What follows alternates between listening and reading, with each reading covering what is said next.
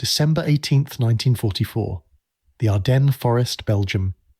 Obersturmbannführer Otto Skorzen's lead Panther tank commander reported something impossible over the crackling radio. The American vehicle they'd been pursuing had simply vanished. Not destroyed, not disabled, but gone. Disappeared into the forest like smoke. The Panther had been tracking an American armoured vehicle for 3 minutes across open ground near Malmedy.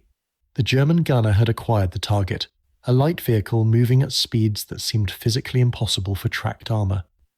Before the Panther could fire, the American vehicle executed a turn at full speed that should have thrown its tracks, disappeared behind a ridgeline, and was gone.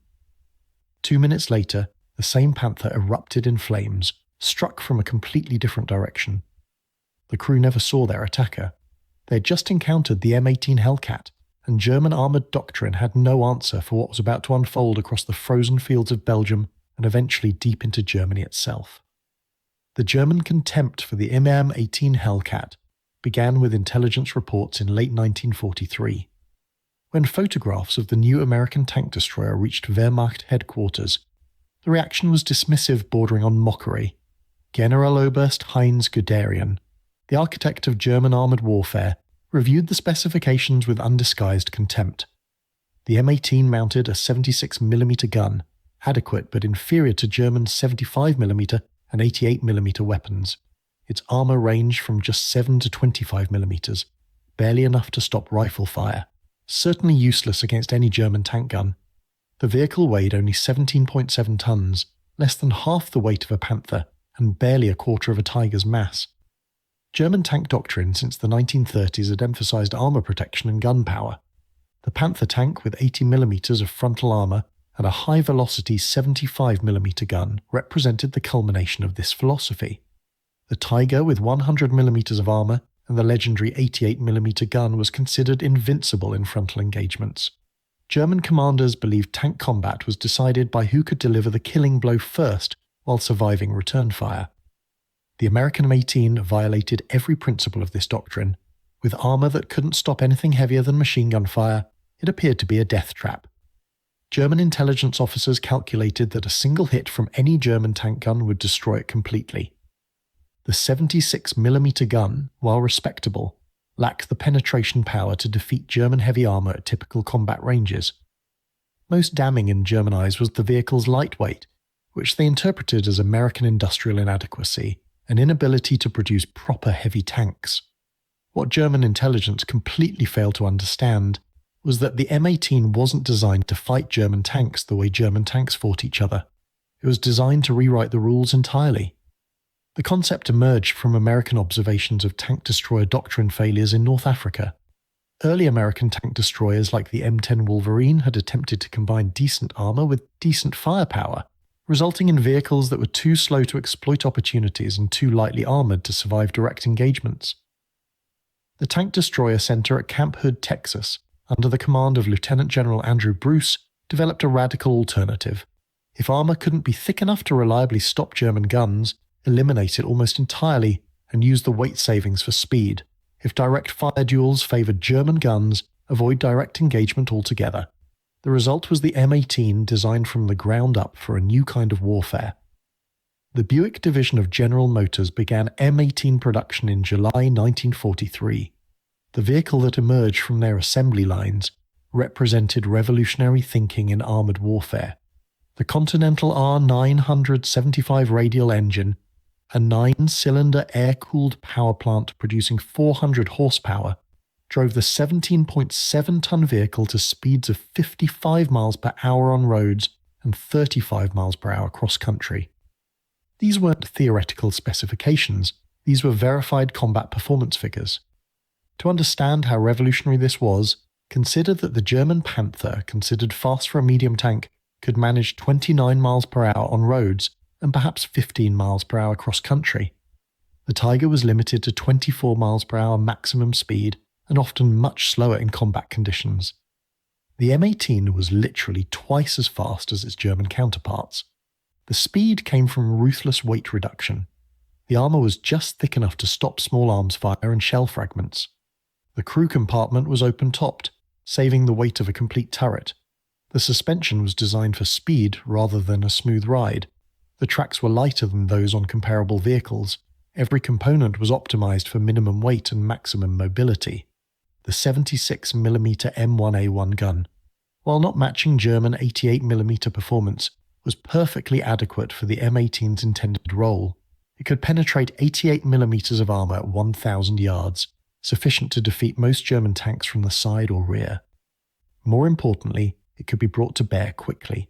The M18's power traverse could rotate the turret 360 degrees in just 20 seconds, faster than any German tank. The first M18 units arrived in Europe in July 1944, assigned to separate tank destroyer battalions that would support infantry and armoured divisions. The 704th Tank Destroyer Battalion received its Hellcats in England and trained intensively on the new vehicles before deploying to France in late July. The crews were sceptical. Coming from M10 Wolverines with 3-inch thick armour, the M18's thin skin felt suicidal. The speed was exhilarating but seemed like poor compensation for protection that wouldn't stop anything larger than a machine gun. The battalion's commander, Lieutenant Colonel Clifford Hafner, had studied the tactical doctrine extensively. He understood that the M18 required completely different employment than traditional tank destroyers. In training exercises near Southampton, he emphasized 3 principles that would become the Hellcats' combat doctrine. First, never engage in a direct firefight with German armour. The M18 couldn't win a stand-up fight with a Panther or Tiger, so it would never fight that way. Second, use speed to achieve positional advantage. Get to flanking positions before German tanks could react. Third, shoot and scoot. Fire from one position, immediately displace before return fire could arrive, and engage again from a completely different location. These principles were easier to state than to execute. The crews had to unlearn everything they knew about armoured combat. Tank destroyers traditionally set up in prepared positions and engaged targets at range. The Hellcat doctrine required constant movement, rapid decision-making and perfect coordination between driver, gunner and commander. The 704th Tank Destroyer Battalion entered combat on August 1, 1944, supporting the 2nd Armoured Division near Vire, France. The battalion's after-action report from that first engagement revealed both the potential and the challenges of Hellcat operations. A platoon of 4 M18s encountered 3 Panther tanks in defensive positions near a crossroads. The German tanks were hull down, presenting only their heavily armoured turret fronts, a nearly impossible target for the 76mm gun. Lieutenant James Ferraes, commanding the platoon, ordered his vehicles to split. 2 Hellcats moved left at full speed while 2 moved right. The speed of the manoeuvre caught the German commanders by surprise. They expected American armour to stop and engage or retreat. Instead, the M18s simply kept accelerating. The lead German Panther traversed left to track one pair of Hellcats. Before the gunner could fire, the other pair appeared on the right flank. The Panther commander had to choose which threat to engage. In those seconds of hesitation, the first 76mm round struck the Panther's side armour, penetrating cleanly. The tank erupted in flames. The other 2 Panthers attempted to reposition, but the M18s were already moving again. One Hellcat took a hit from a Panther's 75mm gun. The round passed completely through the thin armour, killing the loader and wounding the gunner, but the vehicle remained mobile. The driver, acting on his own initiative, accelerated out of the engagement area at 45 miles per hour while the commander applied first aid. The surviving Hellcats continued the engagement, firing from multiple positions over the next 4 minutes. They destroyed 1 more Panther and forced the 3rd to withdraw. The entire engagement lasted less than 8 minutes from first contact to German retreat. Lieutenant Ferraes' report emphasized several critical lessons. The M18's speed allowed it to achieve flanking positions in minutes, not hours. The thin armour was actually an advantage in one respect. German armour-piercing rounds often passed completely through without detonating, unlike hitting heavier armour where they would explode.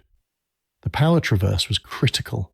The ability to track targets and engage in any direction without repositioning the entire vehicle proved decisive. Most importantly, the psychological impact on German tank crews was severe. They were accustomed to dictating the terms of engagement. The Hellcat's speed and manoeuvrability stripped away that control. August and September 1944 saw increasing Hellcat deployments. The 630th Tank Destroyer Battalion received M18s in August. The 705th Tank Destroyer Battalion converted from towed guns to Hellcats in September.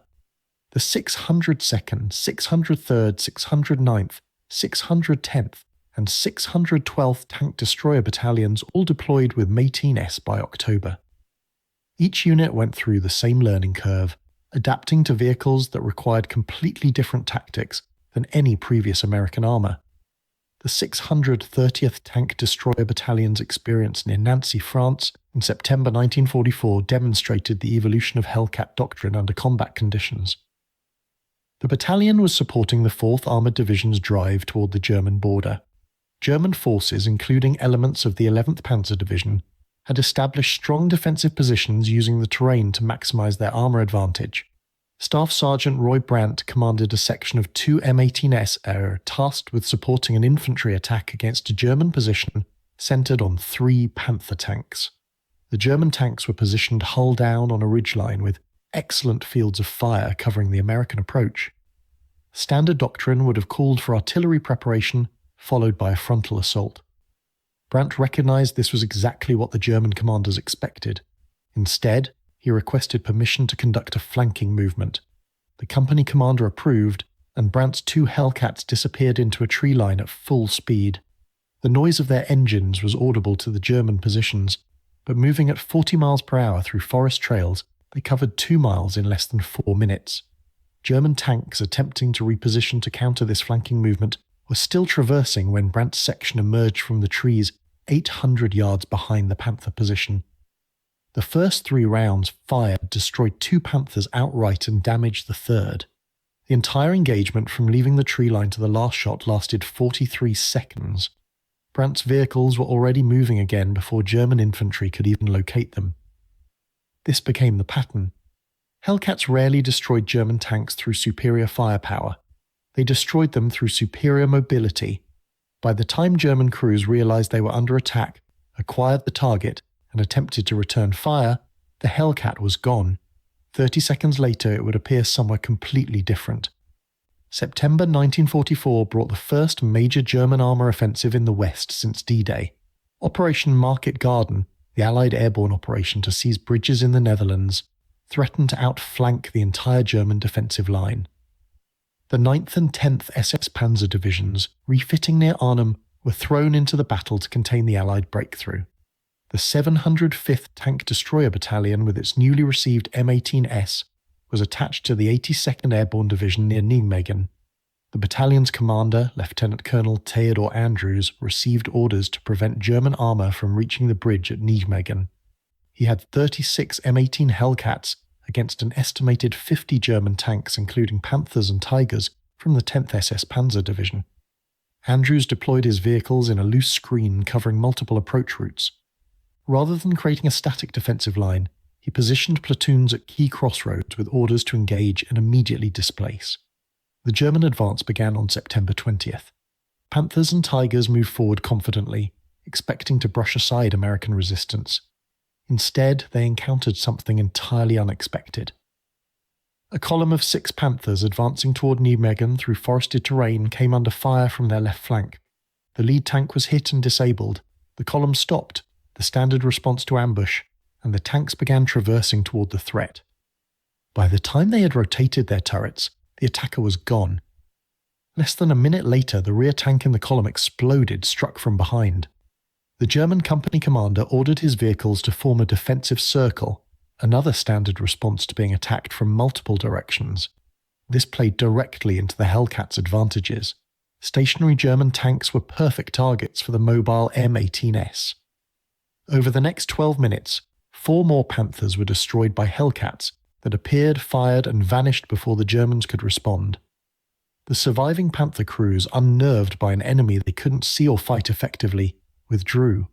This pattern repeated across multiple engagements that day. German armour advancing confidently would suddenly find itself under fire from unexpected directions. When they stopped to fight, they became easier targets. When they advanced, they exposed their flanks and rear to Hellcats that could move faster than they could traverse their turrets. By evening on September 20th, the 705th Tank Destroyer Battalion had destroyed or disabled 23 German tanks while losing 5 mere Divi 18s. More importantly, they had stopped the German advance. The Panthers and Tigers that survived were withdrawn, their commanders reporting that they faced massive American armor forces. In reality, they had been defeated by 36 lightly armored vehicles that refused to fight by German rules. The German response to Hellcat tactics revealed the limitations of their armor doctrine. After-action reports from September 1944 showed German tank commanders increasingly frustrated by an enemy they couldn't engage effectively. Hauptsturmführer Ernst Bachmann, a Panther tank ace with over 80 kills, encountered M18 near Nijmegen in late September. His after-action report captured the German dilemma perfectly. Bachmann had been tasked with clearing a road for a supply column. His Panther, one of 5 in the spearhead, advanced cautiously. The area had been swept by infantry, and no enemy armour had been reported. At 14:30 hours, the second Panther in the column exploded, struck from the right flank. Bachmann's driver immediately swung the Panther toward the threat while the gunner traversed the turret. Before they could acquire a target, the third Panther in the column was hit, this time from the left. Bachmann ordered all tanks to halt and form a defensive position. For 4 minutes, nothing happened. Then the lead Panther erupted in flames shot from ahead. Bachmann's gunner claimed he saw the muzzle flash, approximately 900 meters to their front. The Panther's 75mm gun fired 3 rounds at the location. No hits were observed. The attacker did not return fire from that position. Another minute passed. Bachmann's tank was struck in the rear, the round penetrating the engine compartment. The crew bailed out as the engine caught fire. From his position in a ditch, Bachmann saw the American vehicle briefly, a low silhouette moving at high speed perpendicular to his burning tank. He estimated the vehicle was moving at least 50 kilometers per hour. It disappeared before any of his surviving crew could engage it. Bachmann's report concluded with a recommendation that German tanks avoid engagement with these fast American destroyers unless they possessed overwhelming superiority in numbers or position. The admission that German armour should avoid combat with a vehicle they could destroy with a single hit revealed how completely the Hellcat had disrupted German tactical doctrine. October 1944 saw the expansion of Hellcat deployments across the European theatre. The 805th Tank Destroyer Battalion received a M18 and was attached to the 5th Armoured Division for the advance toward the German border. The 814th Tank Destroyer Battalion deployed with Hellcats to support the 7th Armoured Division. By November, 8 separate tank destroyer battalions operated M18s, with more units converting from towed guns or older self-propelled platforms. The cumulative effect of these deployments was a transformation in how American forces engaged German armour. Where previously American tanks often fought at a disadvantage against superior German vehicles, the Hellcat provided a counter that German armour doctrine had no answer for. The 704th Tank Destroyer Battalion's operations in November 1944 near Metz demonstrated the maturation of Hellcat tactics. The battalion was supporting the 5th Infantry Division's assault on the fortified city. German forces included armour from the 11th Panzer Division, positioned to counterattack any American breakthrough. On November 9th, American infantry succeeded in breaching the outer fortification line. German doctrine called for immediate armoured counterattack to seal the breach. 8 Panther tanks supported by Panzer grenadiers advanced toward the breach, confident that their armour and firepower would drive back the American infantry. The 704th's commander had anticipated this response. Rather than positioning Hellcats at the breach itself where they would be vulnerable, he had positioned 4 M18s on the flanks of the likely German approach route. The German armour advanced in standard formation, Panthers in the lead with infantry following in half-tracks. When they were fully committed to the attack, the Hellcats opened fire from both flanks simultaneously. The first volley destroyed 3 Panthers and disabled 2 more. The German formation immediately halted and attempted to respond to the flank attacks, exactly what the American commander wanted. Stationary Panthers trying to traverse their turrets were perfect targets. Over the next 6 minutes, 3 more Panthers were destroyed. The 2 surviving vehicles withdrew at full speed, abandoning the infantry they were supposed to be supporting. The entire German counterattack was shattered by 4 M18s that never came within direct fire range of the German guns. The psychological impact of engagements like this was devastating to German morale. Tank crews who had trained to fight Soviet T-34S and British Shermans found themselves helpless against an enemy that wouldn't fight by the established rules. The arrival of winter and the German Ardennes offensive in December 1944 provided the ultimate test of Hellcat doctrine. The surprise German attack through the Ardennes forest caught American forces off balance, but the Hellcat units present in the battle zone would prove critical to containing the offensive. The 705th Tank Destroyer Battalion was positioned near Saint-Vite when the German attack began on December 16th. The initial German assault included armour from the 1st SS Panzer Division and the 12th SS Panzer Division, some of the most experienced formations in the Wehrmacht. The 705th's commander found his battalion suddenly facing the heaviest concentration of German armour seen since D-Day. The situation was desperate. The 7th Armoured Division, which the 705th was supporting, was badly outnumbered. The roads were icy, limiting mobility. Visibility was poor due to fog and snow. All the conditions favoured the heavily armoured, heavily gunned German tanks. Lieutenant Colonel Andrews made a critical decision. Rather than trying to hold fixed positions where German armour superiority would be decisive, he ordered his Hellcats to operate in mobile groups, trading space for time while inflicting maximum casualties on the German advance. On December 17th, a platoon of 4 M18s under Lieutenant Jack Hallowell encountered a column of 10 Panther tanks advancing through a forest trail near Schönberg. The narrow trail and close terrain limited the German tanks' ability to manoeuvre or deploy. Hallowell positioned his Hellcats along the flanks of the trail and waited. When the German column was fully committed to the narrow trail, the M18s opened fire. In the confines of the forest, the German tanks couldn't manoeuvre. They couldn't even traverse their turrets effectively without hitting trees. The Hellcats firing from the flanks destroyed 5 Panthers in less than 3 minutes. The surviving German tanks attempted to withdraw, but became jammed in the narrow trail. 2 more were destroyed before the remainder escaped. This engagement, repeated dozens of times across the Ardennes battlefield, slowed the German advance far more than the German High Command anticipated. The 705th Tank Destroyer Battalion alone claimed 59 German tanks, destroyed during the Battle of the Bulge, with losses of 17 M18s. The exchange ratio favoured the Americans, despite fighting on ground the Germans had chosen. The engagement near Bastogne on December 24, 1944, provided perhaps the most dramatic demonstration of Hellcat capabilities. The 705th Tank Destroyer Battalion had been attached to the 101st Airborne Division defending the encircled town. German forces, including elements of the 2nd Panzer Division and Panzer Lehr Division, were attempting to complete the encirclement and crush the American defenders. On Christmas Eve, a German armoured column including 12 Panther tanks and 8 Tiger tanks attempted to break through American positions on the northern perimeter. This was the most heavily armoured force the 705th had yet faced, and the Tigers with their 88mm guns and heavy armour were nearly invulnerable to the M18's 76mm gun from the front. Lieutenant Colonel Andrews positioned his available Hellcats, reduced to 14 vehicles after heavy fighting, in a trap. He left the main road open, appearing to offer an undefended approach to Bastogne.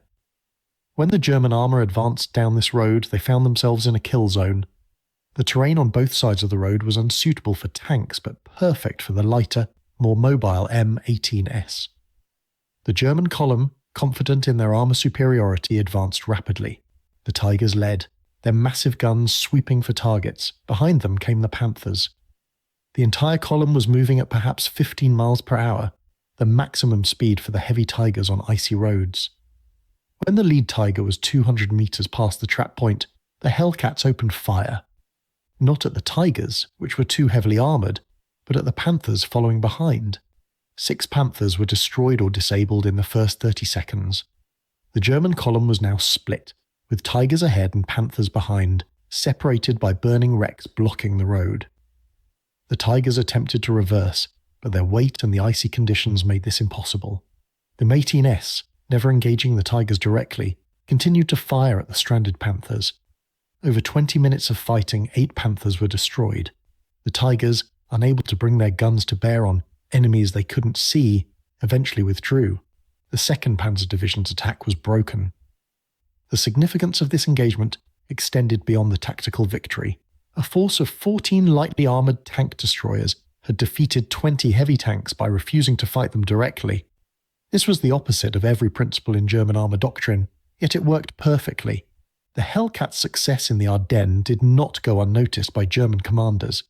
Captured German documents from January 1945 include specific warnings about American fast tank destroyers. One intelligence bulletin distributed to Panzer units stated that American M18 vehicles should be considered extremely dangerous despite light armour, that their high speed made standard engagement doctrine ineffective, that units encountering M18s should request air support or artillery rather than engage directly. This last recommendation was particularly telling. The German army, which had built its doctrine around aggressive armoured warfare, was now recommending that its tanks avoid combat with an enemy vehicle they could destroy with a single hit. The reason was simple mathematics. In any engagement between M18s and German heavy tanks, the Hellcats would inflict more losses before being destroyed, because they controlled when, where, and how the engagement occurred. January and February 1945 saw the M18 battalions pushing deep into Germany, alongside American armoured and infantry divisions. The 704th Tank Destroyer Battalion's drive toward the Rhine in February 1945 demonstrated how completely the Hellcat doctrine had been integrated into American combined arms operations. On February 28th, the battalion was supporting the 5th Armoured Division's advance near Euskirchen, Germany. The division's reconnaissance elements reported a strong German defensive position centered on a Tiger II tank, one of Germany's heaviest and most formidable vehicles. The Tiger II mounted an 88mm gun capable of destroying any Allied tank at ranges exceeding 2,000 meters. Its frontal armor was 150mm thick, effectively invulnerable to the M18's 76mm gun. The divisional commander requested air support to deal with the Tigers II, but poor weather grounded aircraft. Artillery was considered, but the Tiger was positioned in a village where civilian casualties would be high. The 704th's commander, Lieutenant Colonel Hafner, volunteered to deal with the Tiger using his M18s.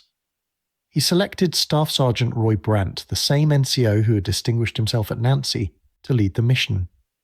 Brandt took 3 Hellcats and spent an hour studying maps and aerial photographs of the area. The Tiger II's position was strong, covering the main approach road with excellent fields of fire. But Brandt noticed that the village was built on a slope, and behind the Tiger's position, the ground dropped away sharply. The German crew had positioned their massive tank to dominate the ground in front. They couldn't easily reposition to cover their rear without backing down the slope, a dangerous maneuver in a 68-ton vehicle.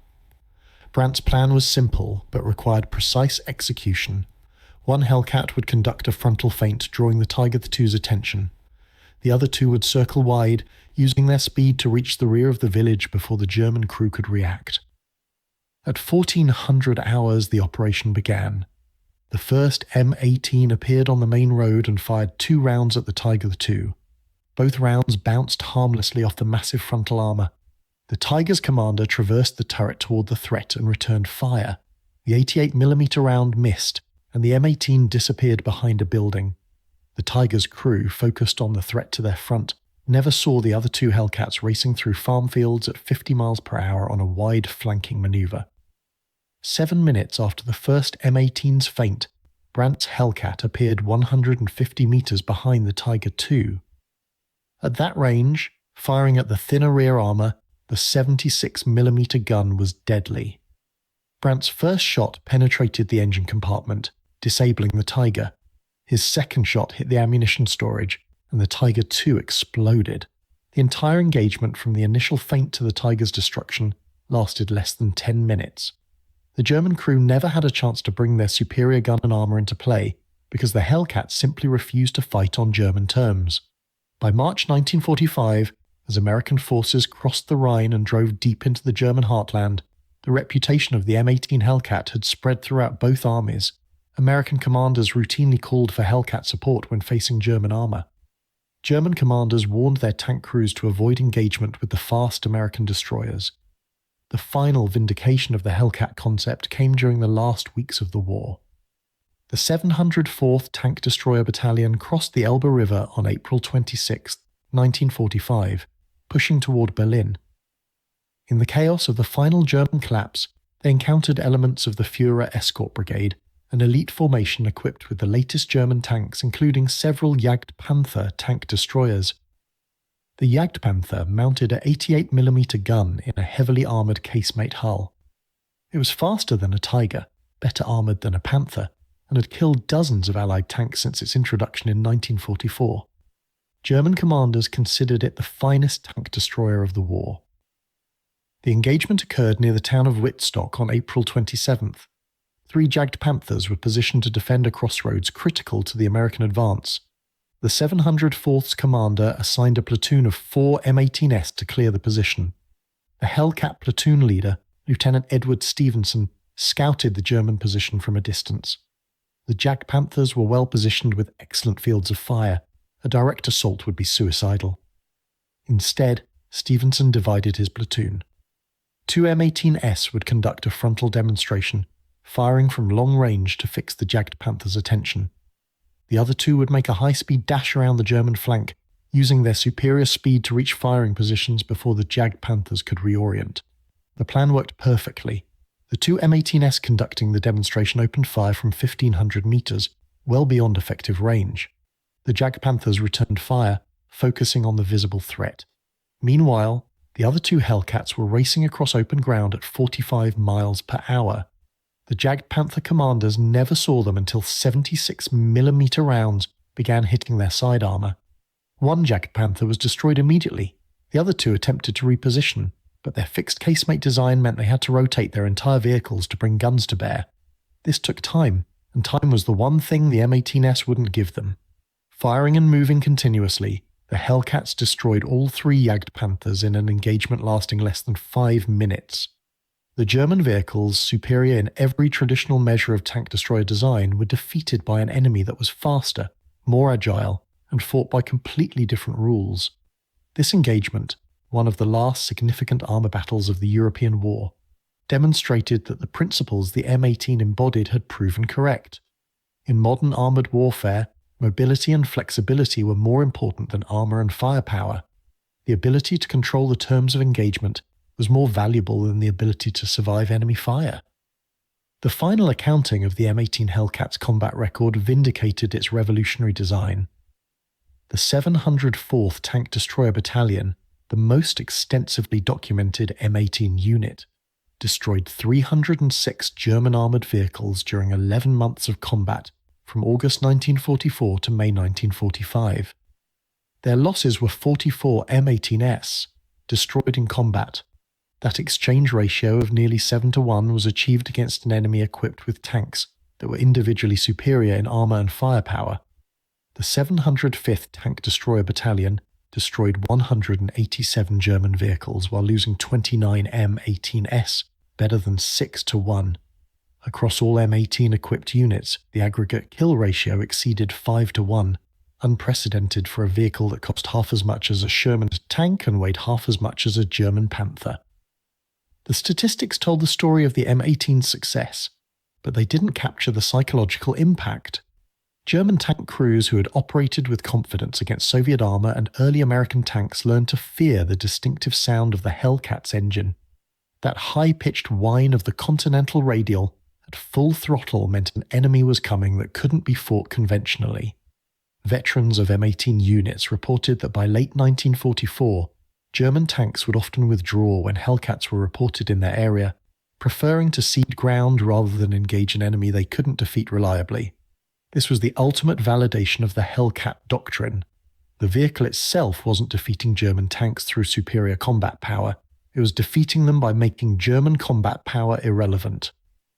After Germany's surrender, American technical intelligence teams interviewed captured German officers about Allied weapons that had been most effective. The M18 Hellcat appeared frequently in these assessments. Generaloberst Heinz Guderian, the same officer who had dismissed early intelligence reports about the M18, stated in a post-war interrogation that the American fast tank destroyers represented a fundamental challenge to German armour doctrine. His exact words were recorded, "We designed our tanks to win direct fire engagements. The Americans designed vehicles to avoid such engagements entirely. When facing their fast destroyers, our advantages in armour and gunpowder became irrelevant. By the time our gunners acquired these targets, they were gone. When we attempted to reposition to counter them, they used their speed to achieve new positions faster than we could react. We had no effective counter. Our doctrine had no answer for an enemy that refused to fight by our rules. Oberst Erich Schneider, who commanded Panzer units against the Americans in the Ardennes and later in Germany, was even more explicit in his assessment. In a June 1945 interview, he stated, "The M18 was the most dangerous American armoured vehicle we faced. Not the most powerful, not the most heavily armoured, but the most dangerous because it controlled the engagement. Our Panthers and Tigers were superior in direct combat, but the M18 ensured direct combat never occurred on our terms. It would appear suddenly, fire, and vanish before we could respond effectively. Encountering these vehicles was like fighting ghosts." The technological and tactical lessons of the M18 program influenced post-war armoured vehicle development worldwide. The emphasis on mobility over armour would become a defining characteristic of post-war tank destroyers and light tank designs. The French AMX-13, the German Kanonen Jagdpanzer, and numerous other vehicles incorporated the Hellcats' philosophy of speed and agility over protection. Even the main battle tank design shifted toward greater mobility. The M48 and M60 tanks that equipped American forces in the Cold War were significantly faster than their World War II predecessors, incorporating lessons learned from the Hellcat about the value of tactical mobility. The Soviet Union, studying captured M18S and American armour doctrine, developed the PT-76 and later the BMD series of light armoured vehicles that emphasized speed and firepower over protection, direct descendants of Hellcat principles. The doctrinal impact was even more profound. The M18 demonstrated that in combined arms warfare, specialized vehicles optimized for specific roles could be more effective than generalized vehicles trying to perform all roles adequately. This principle influenced the development of separate infantry fighting vehicles, tank destroyers, and main battle tanks rather than trying to build one vehicle that could do everything. More fundamentally, the Hellcat proved that in armoured warfare, the initiative and the ability to choose when and where to fight were more valuable than raw combat power. This lesson, written in the wreckage of German tanks across Europe, became a foundation of modern armoured doctrine